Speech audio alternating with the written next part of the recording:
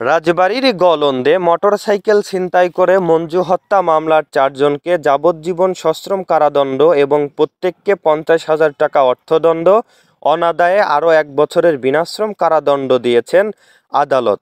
একই সাথে পৃথক ধারায় প্রত্যেককে 7 বছরের সশ্রম কারাদণ্ড এবং 7,000 টাকা অর্থদণ্ড, অনাদায়ে 3 মাসের কারাদণ্ড দিয়েছেন আদালত। মামলায় আরও এক আসামি রুবেল ব্যাপারী নামে এক আসামিকে 3 বছরের কারাদণ্ড দেওয়া হয়েছে। গতকাল বুধবার বিকাল 4:30টায় রাজবাড়ী জেলা ও দায়রা জজ আদালতের সিনিয়র দায়রা জজ মোসাম্মদ জাকিয়া পারভিন এ রায় দেন।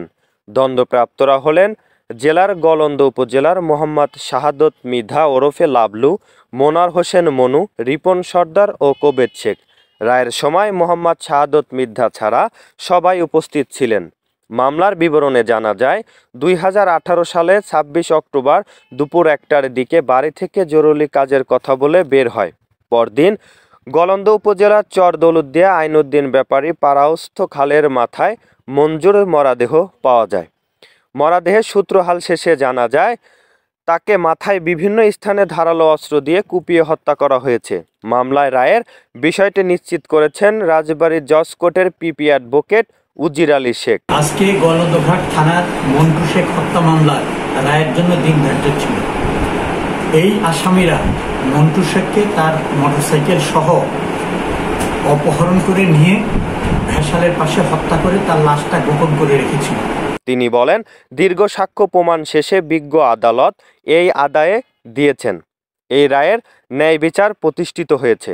মামলার বাদী ও মঞ্জুর পিতা বাবলু শেখ বলেন, আমার ছেলে হত্যার আমি মৃত্যুদণ্ড প্রত্যাশা করেছিলাম। আমি উচ্চ আদালতে আপিল করব। তবে আসামিরা ছাড়া পেলে তাকে দেখে নেওয়ার হুমকি দিয়েছেন বলে সংবাদকর্মীদের কাছে অভিযোগ করেছেন। ওরা আমাদের দিকে অসন্তুষ্ট আছে, ওরা আমাদের আমাদের ওরা মার দিয়ে আমার বাড়ি গিয়ে আমার দুটো ছেলে আছে, আমাদের তো ওরা রাখবে না, আমাদের মেরে ফেলাবে না। আমি অসন্তুষ্ট আছি। রাজবাড়ী সার্কেল, একই সুতোয় গাথা প্রাণ।